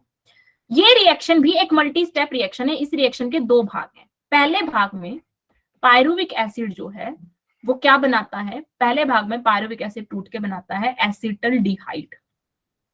एसिटल्डिहाइड, एसिटल्डिहाइड क्या है? केमिस्ट्री से इतना आप जानते होंगे, CH3CHO। पायरुविक एसिड में कौन सा ग्रुप है? COOH ग्रुप है। और इथेनॉल में कौन सा ग्रुप है? इथेनॉल में है अल्कोहलिक ग्रुप CH3CH2OH। देखो COOH से CHO की तरफ जाना और CHO से OH की तरफ जाना, ऐसा ही हो रहा है ना इस रिएक्शन में, कि पहले पायरुविक एसिड जिसमें COOH ग्रुप है वो टूटता है एसिटल्डिहाइड जिसमें CHO ग्रुप है, फिर एसिटल्डिहाइड टूट जाता है किसमें? एसिटल्डिहाइड टूट जाता है इथेनॉल में। तो ये है पॉइंट 1, ये है पॉइंट 2। ये रिएक्शन 2 भागों में हो रही है, ठीक है।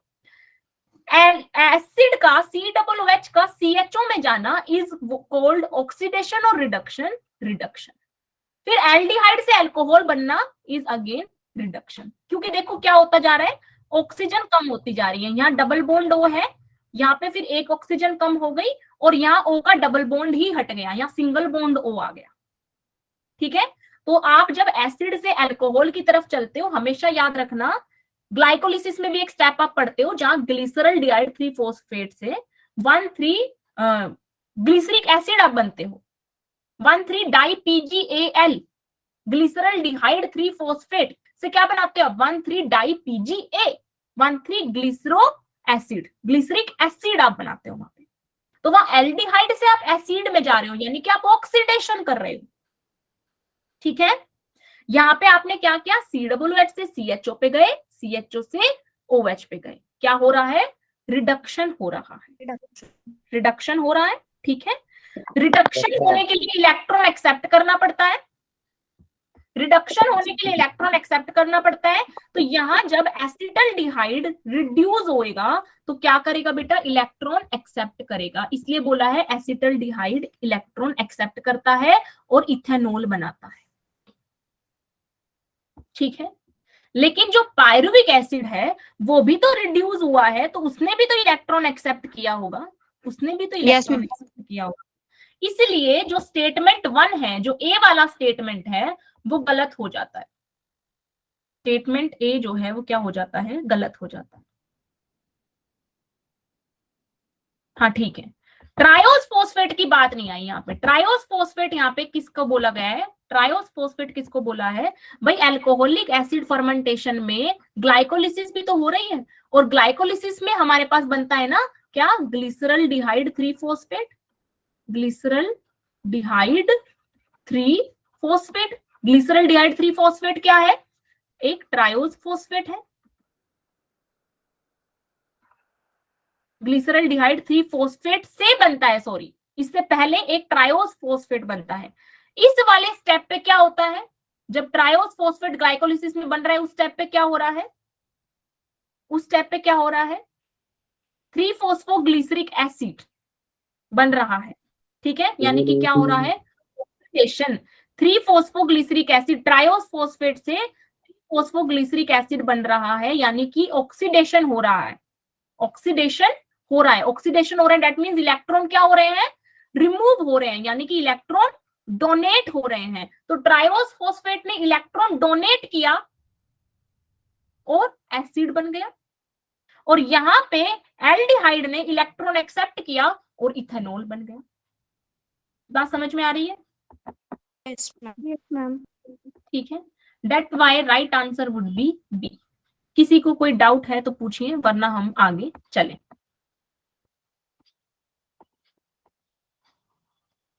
Question number 2, energy releasing metabolic process in which substrate is oxidized without an external electron acceptor is called what? बच्चों ने आंसर देना शुरू कर दिया। D D D. मोनू आप कितनी बार और डी लिखने वाले हैं? बिल्कुल सही, D. D is the correct answer. This was a simple question, इसमें कुछ हार्ड टफ नहीं था। नो मैम, और ये 2 साल आया है। हाँ देखो, 2 बार आया है ये, तो क्वेश्चंस रिपीट होते हैं, क्वेश्चंस रिपीट होते हैं। और इसमें भी क्या है, ये वाला जो ऊपर क्वेश्चन किया था, ये भी आपसे कैसे भी करके पूछ लेगा पायरुविक एसिड, सिंगल सिंगल देके पूछ लेगा कि पायरुविक एसिड इलेक्ट्रॉन एक्सेप्ट कर रहा है या डोनेट कर रहा है, बताओ। ठीक है, एसिटल्डिहाइड का पूछ लेगा कि इलेक्ट्रॉन एक्सेप्ट कर रहा है या डोनेट कर रहा है, वो बताओ। तो क्वेश्चन जो है कई बार टूट के और फिर रिपीट हो जाते हैं, इसलिए बोलते हैं प्रीवियस ईयर तो बहुत इंपॉर्टेंट है। क्वेश्चन नंबर नेक्स्ट क्वेश्चन बताएंगे, in which of the following CO2 is not released? CO2 किसमें नहीं रिलीज हो रहा? लैक्टेट फर्मेंटेशन, बिल्कुल सही भाई। एरोबिक में तो होता ही है, हमें पता ही है, एसिटाइल कोए टूट जाता है 2 CO2 में, 2 CO2 में टूट जाता है। अल्कोहलिक फर्मेंटेशन में भी हमें पता है CO2 बन रहा है, बिल्कुल सही, लैक्टेट फर्मेंटेशन। ये चीजें सिंपल वाली मैं एक्सप्लेन नहीं कर रही, why not D. Alcoholic fermentation में CO2 रिलीज होता तो है बेटा। अल्कोहलिक फर्मेंटेशन में क्या हो रहा है, पायरुविक एसिड पहले टूटा एसिटल्डिहाइड में, एसिटल्डिहाइड। ठीक है, फिर एसिटल्डिहाइड से क्या बना, इथेनॉल बना, CH3 CH2OH, और एक बना CO2। यहाँ पे बेटा 3 कार्बन थे और इथेनॉल में अपने पास 2 कार्बन है, तो 2 कार्बन और 1 CO2। ठीक है, that's why CO2 is released. हमसे क्या पूछा, जहां नहीं निकलती, नोट। मैम ऑप्शन ए में इन प्लांट्स लिखा है, कौन से वाले में शालिनी? मैम अच्छा ए, हाँ तो ठीक है, प्लांट में हो चाहे एनिमल में हो, सेम ही तो है। प्लांट की सेल हो चाहे एनिमल की सेल हो, ग्लूकोज यहाँ पे भी CO2 बनाएगा और ग्लूकोज यहाँ पे भी CO2 ही बनाएगा। ठीक है, चाहे प्लांट की सेल हो बेटा, चाहे एनिमल की सेल, उससे कोई फर्क नहीं पड़ रहा। ठीक है, प्लांट CO2 कंज्यूम करता है फॉर फोटोसिंथेसिस। फोटोसिंथेसिस उसने कर ली, CO2 उसने ले ली, ठीक है, करके क्या बनाया तो ग्लूकोज ही ना। एनर्जी तो उसे भी चाहिए, तोड़ना तो उसको भी पड़ेगा, रेस्पिरेशन तो वो भी करेगा ग्लूकोज का। जब रेस्पिरेशन करेगा तो CO2 रिलीज करेगा, लेकिन उसमें rate of photosynthesis rate of respiration से ज्यादा रहता है, इसलिए नेट CO2 अपन कंजप्शन बताते हैं। पर ऐसा नहीं कि प्लांट में CO2 बनता ही नहीं है भाई, रेस्पिरेशन तो हो रहा है। ये chapter he respiration in plants है बेटा, है ना। लो जी, श्रीनिवास जी ऊपर कर देते हैं। ये PDF वैसे मैं भेज दूंगी, श्रीनिवास बेटा PDF भेज दूंगी मैं। हाँ जी Hardeep ji, you have joined just now, और बीच में लेफ्ट हो गया था। हम लेफ्ट हो गया था। लेफ्ट हो गया था, अच्छा। समझ में आ रहा है जो हम कर रहे हैं? Yes, ma'am. अब हम थोड़े टफ क्वेश्चन करेंगे, सारे क्वेश्चन नहीं करेंगे। किसी ने क्वेश्चन अगर सोल्व किए हो, डाउट हो, तो वो भी पूछ लो, ठीक है। अदरवाइज जो कॉन्सेप्चुअल क्वेश्चन है मैं यहां से वो उठा रही हूँ, ठीक है। नाइट में CO2 ज्यादा बनता है, ये बात चली गई ख्याति फोटोसिंथेसिस वाले चैप्टर पे। नाइट के लिए जो कुछ प्लांट जो नाइट में स्टोमेटा ओपन रखते हैं, क्या बोलते हैं उनको बेटा? CAM plants. याद आ रहा है? हमने, Yes, ma'am. ठीक है। Yes, ma'am. फोटोसिंथेसिस की बात हो गई, उसको आप इधर मत रिलेट करो, ऐसा मत सोचो आपकी प्लांट फोटोसिंथेसिस करते हैं तो रेस्पिरेशन नहीं करते। एक बात मुझे बताओ, एनर्जी तो सबको चाहिए ना, फोटोसिंथेसिस जैसी रिएक्शन में एनर्जी यूज होती है। खोलो फोटोसिंथेसिस और देखो, वहां एटीपी प्रोड्यूस नहीं होती, यूज होती है। PS1 PS2 जेड स्कीम में क्या हो रहा, एटीपी यूज हो रही है,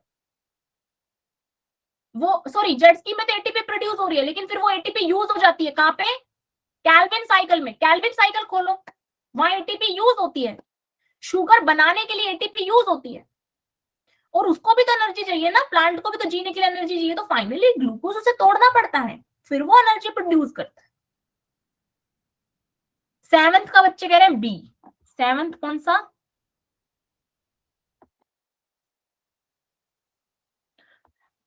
कौन से सवाल का जवाब आप लोग दे जा रहे हैं बच्चा लोग, अभी तो मैंने आप लोगों के सामने मैम ये जो एरोबिक रेस्पिरेशन है उसका, ये जो मैम पहला वाला एरोबिक रेस्पिरेशन का, ठीक है, ये सवाल नंबर 1 से स्टार्ट हो गया ना, एरोबिक रेस्पिरेशन में, ठीक है।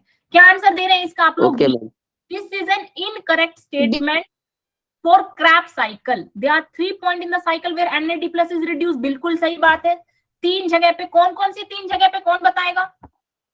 कहां कहां NADH+ बन रहा है? पहला कहां बनता है?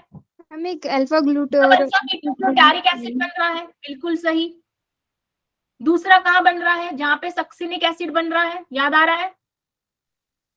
मैम, और तीसरा ऑक्सैलो एसिटिक एसिड बनने से पहले। वेरी नाइस, तीसरा ऑक्सैलो एसिटिक एसिड जब बन रहा है, बिल्कुल सही। दूसरा ऑप्शन क्या है, यानी कि ये तो करेक्ट था, यानी कि हमसे पूछा है इनकरेक्ट, ओके, तो ये तो नहीं होगा। दूसरा क्या है, the cycle start with the condensation of acetyl group with pyruvic acid to yield citric acid, incorrect, बिल्कुल गलत बात है। हमें पता Yes, है एसिटाइल कोए का जब कंडेंसेशन होता है तो वो पायरुविक एसिड के साथ नहीं होता, बल्कि किसके साथ होता है बेटा? ऑक्सैलो एसिटिक एसिड के साथ होता है, एसिड मिलता है। ये बातें जो मैं बोल रही हूँ ये समझ में आ रही हैं? सबको आ रही है कि जो चैट पे एक्टिव है बस उनको आ रही है? मेरी क्लास के प्यारे प्यारे बच्चों, Yes, ma'am. सबको आ रही है? सचिन, आप, सचिन बेटा कहाँ हो आप? मैम है मैम। है ना, यहीं पे हो, आ रही है समझ में? Yes ma'am. ठीक है, रिकॉल हो रहा है, दैट्स व्हाई आई सेड कि ये रिकॉलिंग क्लास होगी, आपको चीजें याद करनी है। जैसा मैंने लास्ट क्लास में बोला था, पता है आपके दिमाग को आपने क्या हैबिट डाल रखी है? लेक्चर लेने की, किताब से देख के पढ़ने की, उसको याद करने की हैबिट डालनी है, क्योंकि पेपर में फाइनली हमें रिकॉल ही करना है। ऑप्शन सी देखेंगे, during the conversion of succinyl CoA to succinic acid a molecule of GTP synthesized, बिल्कुल सही बात है। There is a one point in the cycle where FAD+ is produced, कौन से स्टेप में FAD+ बन रहा है बताना मुझे, जब फ्यूमरिक एसिड प्रोड्यूस हो रहा है, याद आ रहा है? Yes ma'am. H2 कौन से स्टेप पे बनता है? बिल्कुल सही जवाब। अच्छा, ये वाला सवाल बताओ आप लोग, question number this, first question बताओ इसका, ये वाला, how many ATP molecules could maximally be generated from one molecule of glucose? आपके पास ग्लूकोज का एक मॉलिक्यूल है, ठीक है, हमसे पूछा है ग्लूकोज के एक मॉलिक्यूल से मैक्सिमम कितनी एटीपी बनेगी, ठीक है, हमने कैलकुलेट कर रखा है, वैसे 38 एटीपी हमारी बनती है, ठीक है, कैलकुलेशन के हिसाब से। पर देखते हैं सवाल क्या बोल रहा है। सवाल कह रहा है, if the complete oxidation of 1 mole of glucose, 1 मोल है ग्लूकोज का 1 मोल है, उसका कंप्लीट ऑक्सीडेशन हो गया, ठीक है, मान लिया, CO2 बन गया, H2O बन गया, और उससे हमें एनर्जी मिली, यानी कि एटीपी भी मिली हमें। एटीपी का नंबर नहीं दे रखा यहाँ पे, हमें एनर्जी कैलकुलेट करके दे रखी है बच्चा लोग। बहुत अच्छा आंसर भी दे रहे हैं आप लोग, वेरी नाइस। एनर्जी कितनी? 686 किलो कैलोरी। जिन बच्चों को नहीं समझ में आ रहा उनको समझा रहे हैं, एक बार देखो, कुछ बच्चों को समझ में नहीं भी आ रहा होगा। बहुत अच्छा, very nice to all of you, Trisha, Renu, Saumya, everyone. अरे वाह, Nikita, Dinesh, Bhoomi, Tanya, very nice, very nice. ठीक है, एटीपी मिली हमें, उसका एनर्जी कैलकुलेट कर रखा है, 686 किलो कैलोरी एनर्जी बन गई। कह रहा है and the useful chemical energy available in the high energy phosphate bond of 1 mole of ATP is 12 kilo calorie. कह रहा एक एटीपी की एनर्जी अगर 12 किलो कैलोरी है तो बताओ कितने एटीपी की एनर्जी 686 किलो कैलोरी होगी। कुछ नहीं है सवाल में, बस बना के उसको टफ दे रखा, डिवाइड करना और कुछ नहीं करना इस सवाल में। कह रहा है कि ये सवाल सबको आ गया, कोई ऐसा जिसको ये सवाल समझ में नहीं आया हो? मैम एक बार और फिर से बता दीजिए। बताती हूँ, देखो बेटा क्या बोल रहा है इसमें, क्या बोल रहा है कि ग्लूकोज को आपने तोड़ा, 1 मोल ग्लूकोज था, 1 मोल यू नो ना, mole is amount of is a unit of concentration, you study it in chemistry. 1 mole glucose था, उससे आपको 686 किलो कैलोरी की एनर्जी मिली। No, clear. ठीक है, अब एक एटीपी से 12 kilo calorie 12 kilo calorie energy मिलती है। एग्जामिनर ने बता दिया आपको, नहीं होता, आपको बता देते हैं कि 1 किलोमीटर में 1000 मीटर होते हैं और फिर आपसे पूछ लेते हैं बताओ 5 में कितने होंगे, 10 में कितने होंगे। तो वही इसने बता दिया, एक एटीपी 12 किलो कैलोरी के बराबर है। आपको मिली जो एनर्जी वो है 686 किलो कैलोरी। तो आपको नंबर ऑफ एटीपी पूछा है, आप बता दोगे कि भाई एक एटीपी अगर 12 किलो कैलोरी के बराबर है, डिवाइडेड बाय 12। बिल्कुल, तो कितनी एटीपी 686 किलो कैलोरी के बराबर होंगी? 686 डिवाइडेड बाय 57। 57 पॉइंट समथिंग आएगा, दैट इज 57 एटीपी लगभग बराबर होंगी 686 किलो कैलोरी के। बिल्कुल सही, बहुत अच्छा। Question number 2 was a very simple question. How many ATP molecules are produced during aerobic? Aerobic में कितनी मिलती है हमें एटीपी टोटल? करें कैलकुलेट, क्या आता है? 38, बिल्कुल सही। देखो 2 तो मिली थी ग्लाइकोलिसिस में, ठीक है। लिंक रिएक्शन में हमें क्या मिला था? लिंक रिएक्शन में हमें 2 NADH मिले थे। 2 NADH बराबर होते हैं 6 एटीपी के। 1 NADH is equal to 3 ATP, 3 ATP. 380. तो 2 NADH 6 एटीपी। देखो सिंपल सिंपल सवाल आ रखे हैं, जिस बच्चे ने क्लास अच्छे से करी है ना वो भाई नीट निकाल सकता है। मतलब देखो नीट का ही सवाल है, बिल्कुल सिंपल। 2 NADH से 6 एटीपी मिली, ठीक है। लिंक रिएक्शन में क्रैब साइकिल में कितने NADH मिले थे हमें टोटल? 6 NADH मिले थे। 6 NADH मतलब 18 एटीपी। 2 एटीपी मिली थी हमें क्रैब साइकिल में डायरेक्ट। कलर और सही से शो नहीं हो रहा। मैम ये से कलर ब्राइट है। चलो रुको, दूसरे इसको यहाँ लिख लेते हैं। देखो ग्लाइकोलिसिस के अंदर, ग्लाइकोलिसिस में बेटा, ग्लाइकोलिसिस में हमें 2 एटीपी मिली। लिंक रिएक्शन में, लिंक रिएक्शन में हमें 2 NADH मिला, नहीं हाँ सही है, 2 NADH मिला। 2 NADH is equal to 6 ATP. Krebs cycle में एनसीईआरटी में देखो, जिसे क्रैब साइकिल अभी भी याद नहीं है वो एनसीईआरटी में देखो, तीन जगह NADH2 बनता है, 3 जगह, हर जगह 2, तो 3 जगह 6 NADH मिल रहा है हमें। 6 NADH कितनी एटीपी के बराबर? 1 NADH अगर 3 18 है तो 6 NADH बिल्कुल सही 18 एटीपी के बराबर हो गया। क्रैब साइकिल में और क्या मिल रहा है हमें? क्रैब साइकिल में और क्या मिल रहा है? क्रैब साइकिल में हमें मिल रहा है क्या? FADH2। कितना FADH2 मिल रहा है क्रैब साइकिल में हमें? 2 FADH2 मिल रहा है। एक फ्यूमरिक एसिड के लिए 1, 2 के लिए 2। एक FADH2 बराबर होता है 2 एटीपी के, तो 2 FADH2 मतलब 4 एटीपी। और डायरेक्ट एटीपी भी मिल रही है हमें, कितनी? 2 ATP plus 1 GTP. नहीं, वो हमें 2 GTP ही मिल रही है direct. GTP later can be converted into ATP, एक ही बात है GTP ATP। बस यहाँ पे न्यूक्लियोटाइड जो है, सॉरी जो नाइट्रोजनस बेस है वो ग्वानिन है, यहाँ पे एडिनोसिन है, ठीक है। तो it can be equate similar. अब करो टोटल कैलकुलेट, 18 ये, 4 ये, 2 ये, 6 ये और 2 ये। अच्छा यहाँ पे NADH2 भी तो मिल रहा था भाई, 24. 2 NADH2 मिल रहा था, तो 2 NADH2 मतलब 6 एटीपी हो गई। अब करो कैलकुलेट, 38. 38 आ रहा है। Yes, ma'am. Yes, ma'am. अब तुमको एक सवाल और आ सकता है नीट में, क्योंकि अब लेवल थोड़ा नीट का जो है ना वो हाई हो गया है। तो देखो एक सवाल और मैं तुम्हें यहाँ देती हूँ। Number of ATP produced, total number of ATP produced during aerobic respiration. Option A 36, B 18, Ma'am, 36. 30 और D none of these. क्या आएगा इसका आंसर? Ma'am, 36. 36। अब लेकिन यहाँ तो हमने 38 कैलकुलेट किया था, फिर 36 कैसे हो गया इसका आंसर? 36 मैम 2 ATP यूज हो जाती है glycolysis. Ma'am, Very 2 nice, ATP दो साइटोप्लाज्म से दो माइटोकॉन्ड्रिया। ATP यूज हो जाती हैं जब ग्लाइकोलिसिस में जो NADH बनता है, जब वो माइटोकॉन्ड्रिया में आता है साइटोप्लाज्म से, उस दौरान 2 ATP यूज हो जाती हैं। इसको क्या बोलते हैं बेटा? इसको शटल सिस्टम बोलते हैं। क्या बोलते हैं इसको? शटल सिस्टम बोलते हैं। ठीक है ना? ये आप हायर क्लासेस में डिटेल में पढ़ोगे, पर अभी के लिए आपको इतना पता होना चाहिए कि साइटोप्लाज्म में जो NADH बन रहा है, जब वो माइटोकॉन्ड्रिया में आता है, तो कुछ सेल के अंदर, नॉट इन ऑल सेल्स, कुछ सेल्स में 2 ATP का इस्तेमाल हो जाता है, जिसे हम क्या बोलते हैं?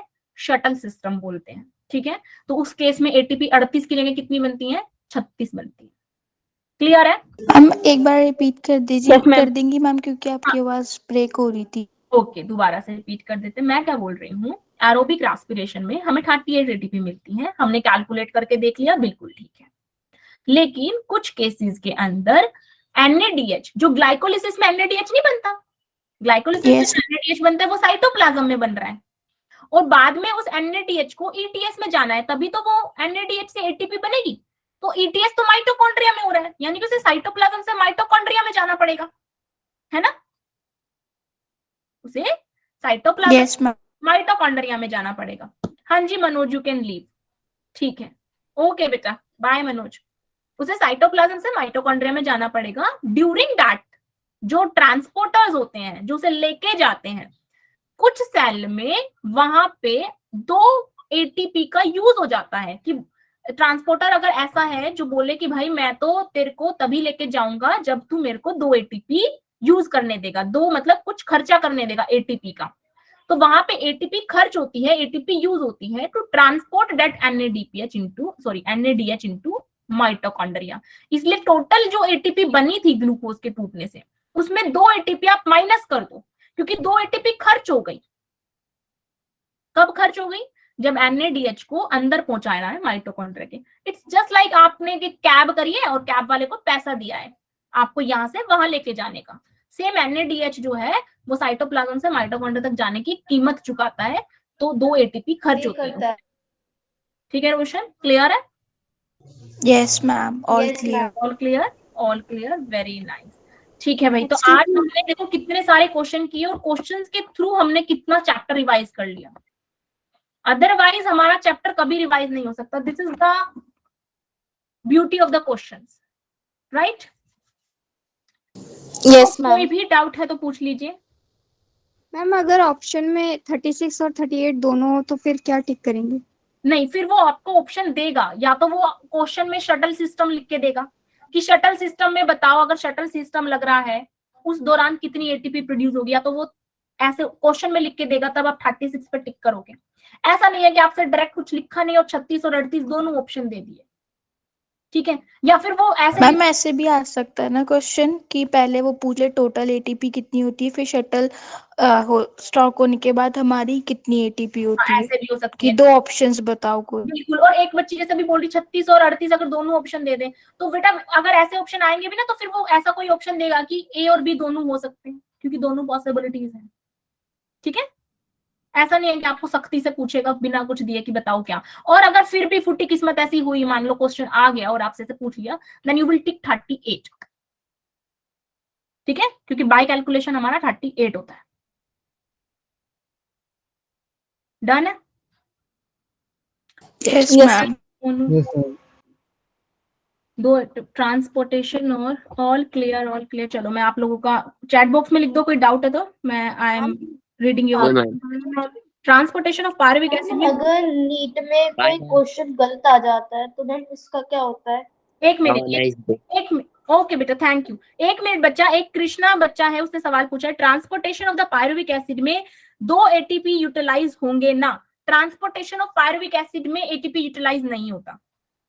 ट्रांसपोर्टेशन ऑफ पायरुविक एसिड में एटीपी यूटिलाइज नहीं होता। पायरुविक एसिड बना है साइटोप्लाज्म में, it goes to the mitochondria without any usage of ATP. ATP का यूसेज कब हो रहा है? जब NADH जो ग्लाइकोलिसिस में बना है, NADH जब ट्रांसफर होता है इन द माइटोकॉन्ड्रिया, ठीक है ना। फैसिलिटेटेड डिफ्यूजन के थ्रू चला जाएगा पायरुविक एसिड, तो एक प्रोटीन है पायरुविक एसिड को पकड़ेगा और भेज देगा अंदर माइटोकॉन्ड्रिया के अंदर।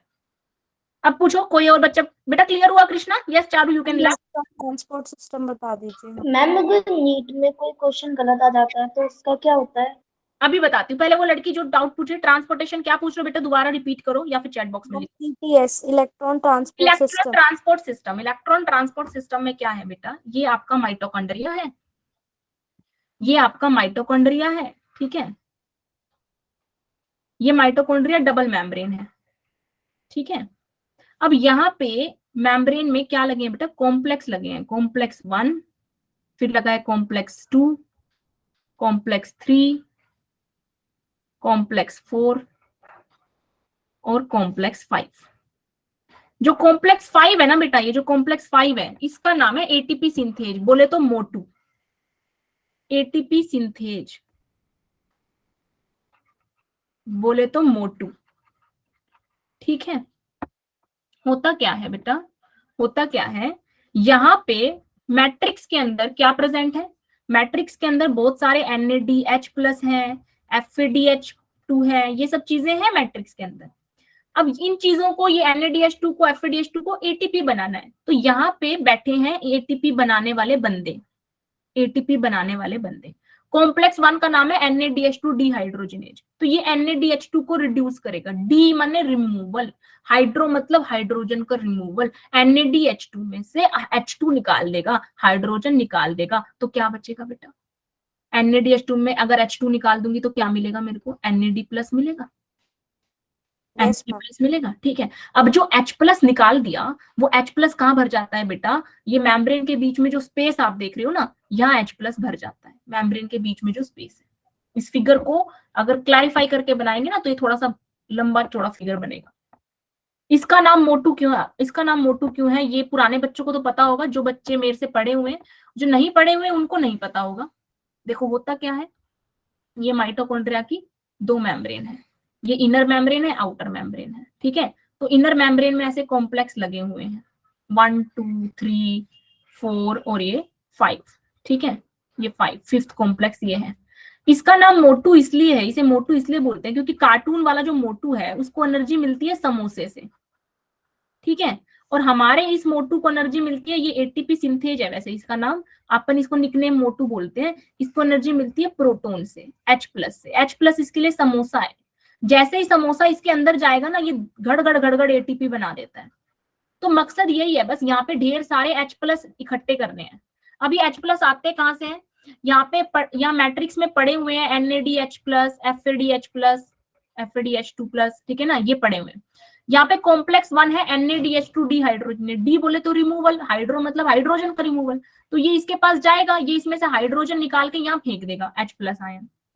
थैंक यू, वेलकम बेटा, वेलकम, थैंक यू दिनेश। ऐसे ही ये FADH2 डिहाइड्रोजिनेज है, FADH2 इसके पास जाएगा, ये भी इसमें हाइड्रोजन निकाल के यहाँ फेंक देगा।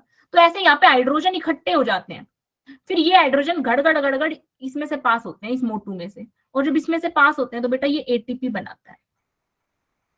अब H+ तो यहाँ चले गए, और जो इलेक्ट्रॉन इसने निकाले, भाई NADH2 के पास इलेक्ट्रॉन भी थे ना, इस बंदे ने, इस 1 वाले कॉम्प्लेक्स ने H+ निकाल के तो यहाँ पटक दिए और इलेक्ट्रॉन पास कर दिया।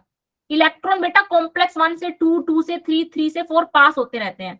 फाइनली कॉम्प्लेक्स 4 से इलेक्ट्रॉन जाता है ऑक्सीजन के पास, ऑक्सीजन इस इलेक्ट्रॉन को ले लेता है, ठीक है।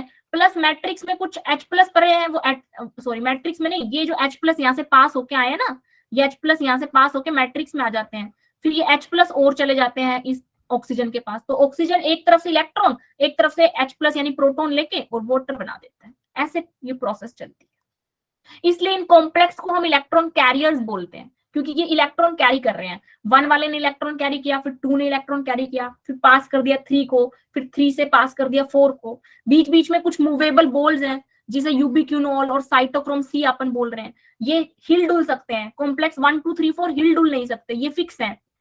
लेकिन ये जो बॉल्स हैं जैसे यूबिक्विनोल, साइटोक्रोम सी, ये हिल डुल सकते हैं। तो यूबिक्विनोल जो है वो 2 के पास जाएगा, कहेगा ला इलेक्ट्रॉन दे दे, फिर 3 को पास कर देगा। साइटोक्रोम 3 के पास जाएगा, कहेगा ला इलेक्ट्रॉन दे दे, फिर 4 को पास कर देगा। यूबिक्विनोल 1 के पास जाएगा, कहेगा ला इलेक्ट्रॉन दे दे और 3 को पास कर देगा। तो ये मूवेबल बॉल्स हैं, इलेक्ट्रॉन कैरी करती हैं। फाइनली इलेक्ट्रॉन कहां जा रहा है? कॉम्प्लेक्स 4 के पास जा रहा है। और कॉम्प्लेक्स 4 से किसके पास जाता है? लास्ट में इलेक्ट्रॉन कौन लेता है? ऑक्सीजन लेता है। ऑक्सीजन सारा इलेक्ट्रॉन ले लेता है और मैट्रिक्स में जो प्रोटॉन आया उससे प्रोटॉन ले लेता है, और इलेक्ट्रॉन और प्रोटॉन और ऑक्सीजन मिलके वाटर बन जाता है।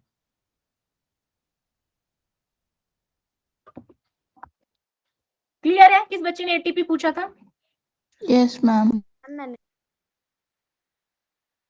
H प्लस पास होता है ना उसमें से, तो ही एटीपी बन जाता है। सिर्फ H प्लस को पास होने की जरूरत है, H प्लस कंज्यूम नहीं होता बेटा। जो 5th कॉम्प्लेक्स है ना उसमें से H प्लस पास होता है, बस कंज्यूम नहीं होता। जैसे ही इसमें से H प्लस पास होगा, यहाँ ADP से ATP बन जाएगा और H प्लस कहाँ आ जाएगा? मैट्रिक्स में आ जाएगा। और ये H प्लस फिर टक टक टक टक करके ऑक्सीजन के पास चला जाएगा, और ऑक्सीजन ने मेम्ब्रेन में से इलेक्ट्रॉन ले लिया, तो ये बना देगा बॉन्ड। मैम ये तुरंत ही होता है जैसे H प्लस पास करता है? हाँ, जैसे ही एटीपी सिंथेज में H प्लस पास करता है, उसमें कुछ कन्फर्मेशनल चेंज होता है और एडीपी के साथ फॉस्फेट जुड़ जाता है। मानो एक खोपचा है, उसमें से H प्लस ऐसे पास होगा ना, तो उस खोपचे का कुछ कन्फर्मेशनल चेंज होगा, वो कुछ घूमेगा और यहाँ पे एडीपी था और यहाँ फॉस्फेट बैठा हुआ है, तो जैसे ही वो घूमेगा एडीपी के साथ फॉस्फेट जुड़ जाएगा और एटीपी बन जाएगा। तो H प्लस क्या करता है? उस कन्फर्मेशनल चेंज को करवा देता है, इसे ऐसे घुमा देता है, एडीपी के साथ फॉस्फेट जुड़ जाता है, एटीपी बन जाता है। क्लियर है? डन है सबको? Yes ma'am. Yes ma'am. बढ़िया से समझ में आया? क्लास में मजा आया सबको अच्छे से? Yes ma'am. ठीक है, तो कल मैम है, ठीक है? टेस्ट के लिए all the best to all of you, और बढ़िया से। Thank you ma'am. ओके बेटा, bye bye to all of you. Bye ma'am, have a good day. Good day to you. Ma'am bye बेटा। See you soon.